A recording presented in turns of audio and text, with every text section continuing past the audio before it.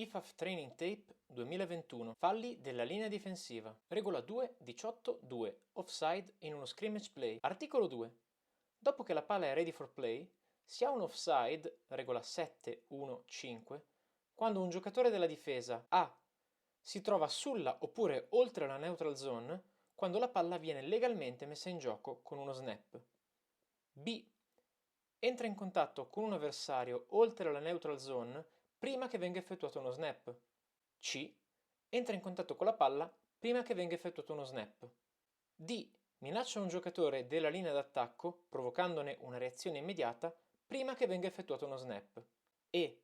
Attraversa la neutral zone e carica in direzione di un back della squadra A. Regola 7.1.5b.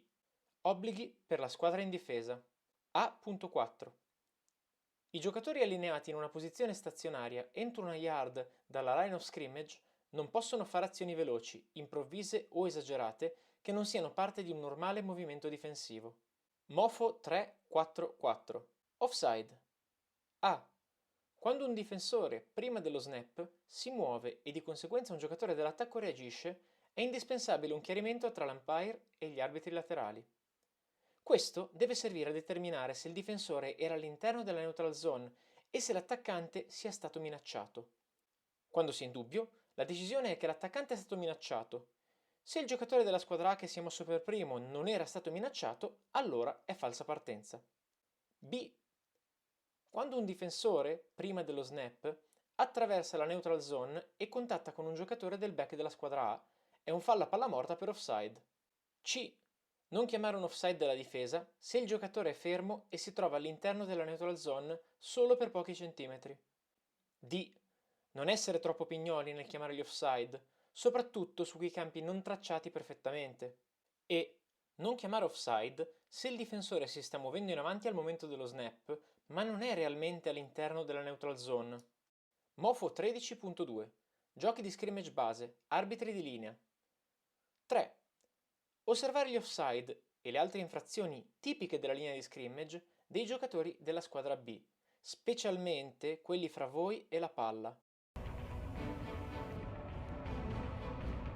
In this training tape, we're looking at the regular, normal, run-of-the-mill defensive offside. So looking at this defensive end here, he jumps into the neutral zone and the ball is snapped. That is exactly the type of offside that we have to call and correctly called by this line judge at the bottom of the field.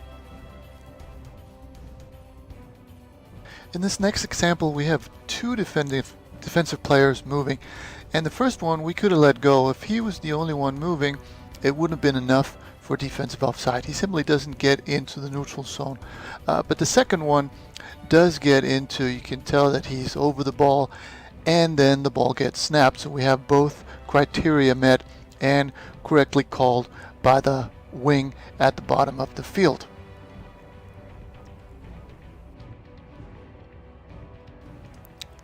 On this next example, we have a situation where we've got defensive offside on one side of the ball, but we have both wings throwing their flags.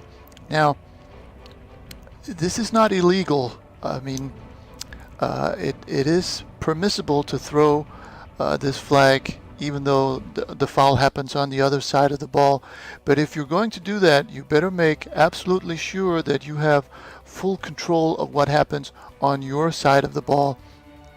And again, the further away from the ball this offside happens, the more unlikely it is that the offside wing will be able to call it correctly.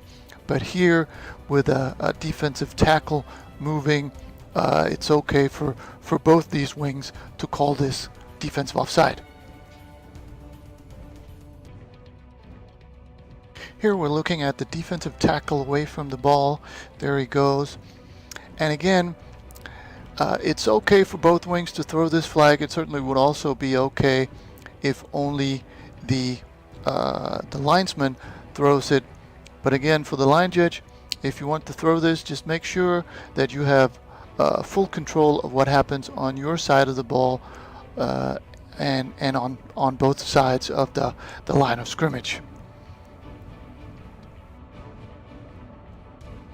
This next example is an example where it's okay for both wings to throw the flag. Actually, I would expect both wings to be included in this, since we have defensive players on both sides of the ball jumping offside and the ball subsequently being snapped.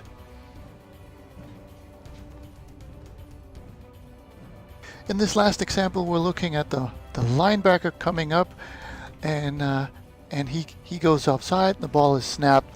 And again, we have two flags here, even though we only have offside to one side of the officials. But again, just to repeat myself, the closer the offside happens to the ball, the more likely it is we'll have two wings throwing the flag, and the further away from the ball, the more likely it is that we will only have one official. Keep in mind that as soon as we have two flags, now we have to have a conference after the play, and we slow down the penalty enforcement. But on the other hand, it is also a backup in case the linesman here for some reason misses this. Then we have the line judge calling it instead. So again, it's a trade-off. But if you want to flag something on the other side of the ball, just make sure that you have your own house in order. In this first example, we're looking at the near cornerback, and so the line of scrimmage is the +2, so that's the 43-yard line, and he's lined up all the way at the 1 yard beyond, or maybe even more. And this is too much for us to ignore, and the reason is this has an impact on the play, because the receiver is lined up in the backfield hoping to get a free release off the line of scrimmage, and the cornerback takes that away from him here. So this is one that is too big to ignore, and we need to call this as a defensive offside, lining up in the neutral zone. Again, we're looking at the cornerback closest to the camera, and this is what the MOFO means by lining up in the neutral zone by a trivial amount. So he may be marginally in the neutral zone, but it has no effect on the play. It has no effect on the receiver's ability to get off the line of scrimmage. So this is one that we can and should leave alone.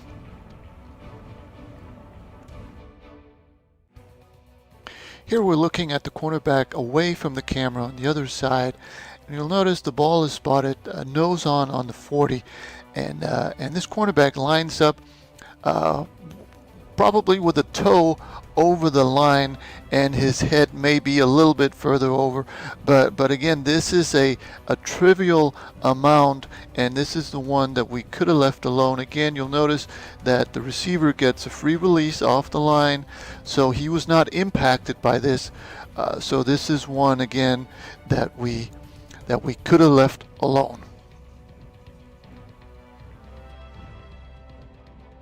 Before we move on to the defensive line, here's one last one, the cornerback away from the camera. And again, he may be lining up trivially in the neutral zone, but again, this is one that we can leave alone.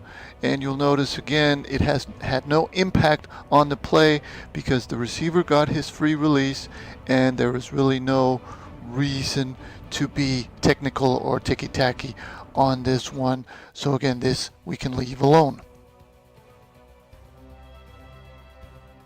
We're now moving on to the defensive line, and we're looking at the defensive end here at the closest to the camera, and he's already from this angle completely covering the ball, even though the camera is at a slight angle. So the camera is at the 50, line of scrimmage is the 48.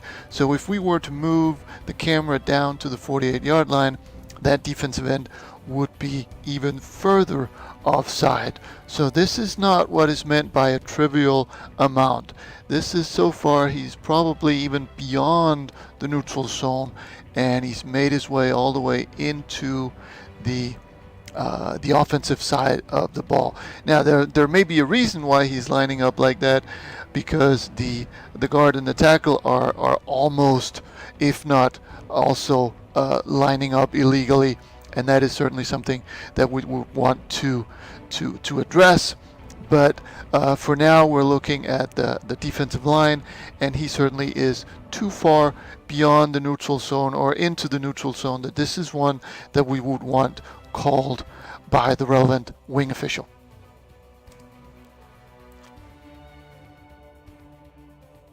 In this last example, we'll notice that the ball is placed right now nose on the line, and then the center, he actually moves the ball forward a little bit. And then at the same time, we have the defensive tackle, B44, putting his hand down on the line. So right now his hand is at the same place as the ball, but actually the line of scrimmage or the neutral zone doesn't move just because the center moves the ball forward. So in this situation, we're not, at the very most, we'll do talk to the center, but we will not rule that B44 is lining up in the neutral zone because the ball was moved the way it was, and even if it hadn't been moved the way it was, this still looks like a trivial amount of lining up in the neutral zone. So this is not one that we would want. We can let this one go. In this first example, we're looking at linebacker B49 here, and as you will see, he's going to get into the offensive backfield, and right then we're going to shut this down. Now, you might argue that this could be in a different category. Maybe the defense or the offense reacts before there is contact. Maybe B49 creates contact, but in any case, we want to shut this down once B49 gets in here in any case. We're looking at the closest defensive end, and as you'll see, he gets a very easy job getting into the offensive backfield. Now, you may argue that when the ball is snapped, which is right around now, he is only, this is only a normal offside. However, before anybody reacts, this is where he is, and this is the ones that we want to shut down, because the offense, right now it's a defensive end against the quarterback, and the offense will always want the free 5 yards. And, you know, if we have any doubts, we're going to shut it down. We want to shut this down.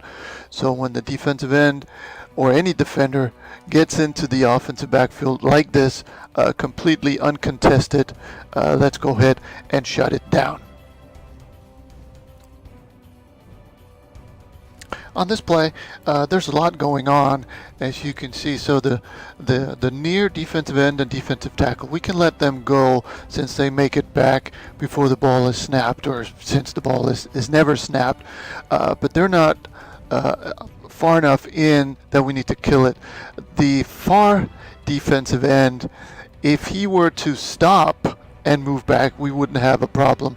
But even though this is kind of, oh man, I blew the play, and he walks into the offensive backfield. As soon as he gets in there, we want to shut this down anyway, just because once he's in there, everybody can see that he's in there, and we need to shut this down so the ball isn't snapped and he has a free path to the quarterback.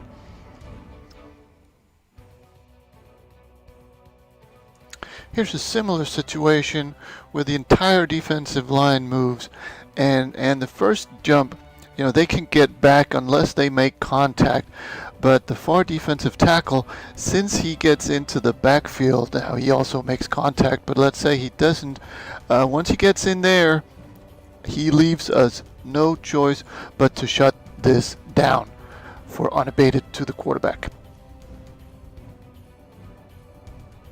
Here we're looking at the outside linebacker closest to the camera, and again, yeah, he may make contact, which makes us shut it down anyway. But once he gets into the backfield, contact or no contact, we're going to shut this down. And this is a good example of why, because he's all the way down in here before the ball is snapped, and the only thing that's going to happen if we allow this to go on is that he's going to kill the quarterback. So as soon as he gets into that backfield, we want to shut this down as fast as we can. Again, we're looking at the outside linebacker, so the guy up on the line of scrimmage here, and he's going to get very uncontested into the offensive backfield. Now, again, you could argue that when the ball is snapped, he's right around there maybe, so he's not in the backfield and had A37, the wingback there, been able to get a good block on him and keep him, from the backfield, we probably could have let it go as a live ball defensive offside. But once he gets in there, completely uncontested, we want to shut this down because nothing good will ever come from that. Here's another good example, the outside linebacker away from the camera, of why we need to shut this down.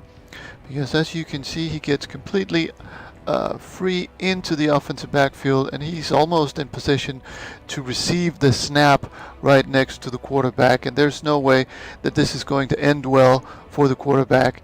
So this is why, the front five, the wings, umpire, center judge, referee, need to be ready to shut these things down as fast as we can so that we don't end up in a situation where he actually tackles the quarterback because we're still looking for our whistles. In this last clip, you'll see an example of a situation that I don't think we need to shut down. The nearest defensive end here. So he does get in level to the tackle, but then he stops and he doesn't really get his free release into the backfield. So it's I hope you can see the difference from this one to the previous ones, where the offense still has a chance to get their free play off here, because he moves back again, and now it's just a normal defensive end against offensive tackle situation. But again, when in doubt, if you see this and you want to shut it down, you decide now is the time to shut it down because he's going to get this free release. I'm perfectly fine with that also. But I hope you see here the differences. If you're a little hesitant on the whistle, and now we can let this go and give the offense their free play. In this first example, we're looking at the interior defensive line, and there you can see B93 coming in, clearly making contact with the center. And even if you had doubts whether the snap started before the contact was initiated, just like with unabated to the quarterback, if we have any doubt, we want to shut these down because nothing good can come from letting this type of play go on. Here we're looking at the defensive tackle closest to the camera, and you'll notice there he comes across and contacts the guard, and we simply have to shut these down simply because once the offense moves, there is no play, whether he moves on his own or because he was contacted by the defense. He moved, so we need to shut it down. If he moves on his own, it's a false start. Here, it's defensive offside with contact, and good job by this crew to shut it down quickly. Again, we're looking at the defensive tackle closest to the camera, and you'll notice he moves in there. Now, whether he makes contact or not, this is what we like to call contact by philosophy. Once he gets, in there between, beyond the ball, between the offensive players, Whether we can tell if he's making contact or not, we're just going to assume that he's making contact because it's very difficult to be in there without making contact. And again, if we have any doubt, we want to shut this down. So that's well done by this crew. In this first example, we're looking at primarily the defensive line, and we notice that from a stationary position, at least one, maybe even a couple of defensive players go across the line of scrimmage, go across the neutral zone, and cause an immediate response or reaction from the offensive line. So we have this this action, reaction, and we have defense in the neutral zone. Same teams, same game. We're looking at the defensive end here, causing a reaction from the tight end. So again, we have the action by the defense, the reaction by the offense. Now, you may argue, and this is a little difficult to see from this angle, does the defender get into the neutral zone? Our philosophy says that if we have any doubts whether we want to put it on the defense or put it on the offense, we're going to lean towards pinning it on the defense. So if we have doubts here, if he gets into the neutral zone or not, we're going to say that by philosophy he did when we have this clear action, reaction like we do here. So correct call, defensive offside, neutral zone infraction.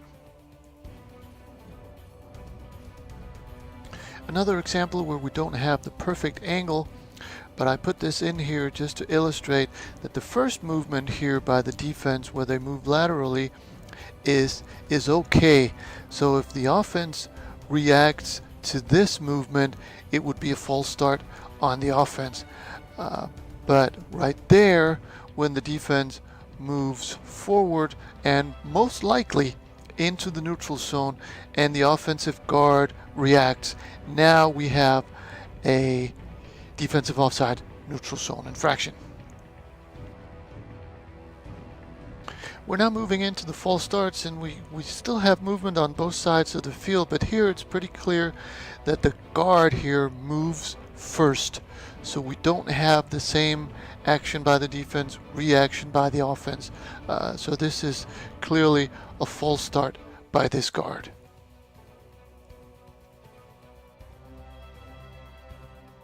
Another false start, but at first glance this really looks like a neutral zone infraction. It looks like the defense moves into the neutral zone, causing the offense to react. But if we pay close attention to the center, you'll notice that he actually makes a little lean back or a little dip right before the defense moves, and that's most likely what caused the defense to move. So a good example of a situation where it really is important for the wings, for the umpire to really pay close attention to your own keys so that you don't miss a small movement like this. So the correct call here is a false start by the center. Here we're looking at primarily, or first the nose tackle who's going to move sideways, and that is a perfectly legal movement to make. Now if we look at the guard across from him, he actually reacts, he flinches a little bit, and even though we have movement by the defense first, since this is a lateral move and not at all going into the neutral zone or even getting close to the neutral zone, this is going to be ruled correctly as a false start on this guard, because we cannot argue that he was threatened by this defensive move. So here, false start on the guard. Here's another false start, and the reason is, as you will see, we don't have that action reaction. In fact, on the tackle away from the camera, both the tackle both the offensive tackle and the defensive end move at the same time. And when they move at the same time, just like in this example, we're going to put it on the offense, because keep in mind, defensive movement is not illegal in itself, whereas the offensive movement is illegal in itself. So here is a false start by this tackle. Here's another false start by the tackle on this side of the ball, and as you can see, we actually have defensive movement first, but on the complete opposite side over by the other tackle. And this near tackle cannot be threatened by him. And we actually also have false start by the wingback, but he's in the backfield, so he's out of this equation. But I included this example just to illustrate that there are a maximum of 3 offensive players that can be threatened by the defensive movement, and they have to be, more or less across from each other. So when we have defensive movement all the way over there, and then the offense reacts here, this is going to be always a false start. Here's another false start, but if you look in the box, it actually looks like a neutral zone infraction. It looks like we have defensive movement and then offensive reaction. But if you look at the slot back here closest to the camera, he actually moves at the same time as everybody else on the defensive side, at least. So once it gets time for the wings and the umpire to discuss what's going on, it's fairly efficient for the wing down here just to say, well, I have a receiver moving, and that typically trumps everything else that happened in the box. So here we have a false start on the slot back. In this last example of false start, we're looking at the wingback A88 there, and I just included this one to illustrate that even though we have clear action by the defense and clear reaction by the offense, and I don't think either there is any doubt that the defender is in the neutral zone, the fact that A88 is in his backfield excludes him from this rule. So only offensive players on the line of scrimmage can react and still pin it on the defense. So if an offensive player in the offensive backfield or at least somebody who's not on the line of scrimmage moves, then regardless of what the defense did, this is going to be a false start on A88. The defensive end here is going to illustrate right there what a defensive delay of game is, because that flinch right there is not football related. It is not because he's anticipating the snap. His only intention here is to get the offensive player to move, and right there is the proof that this is what his intention was, and now he's very happy with himself. But really, what we should do here is call this as a delay of game on the defense.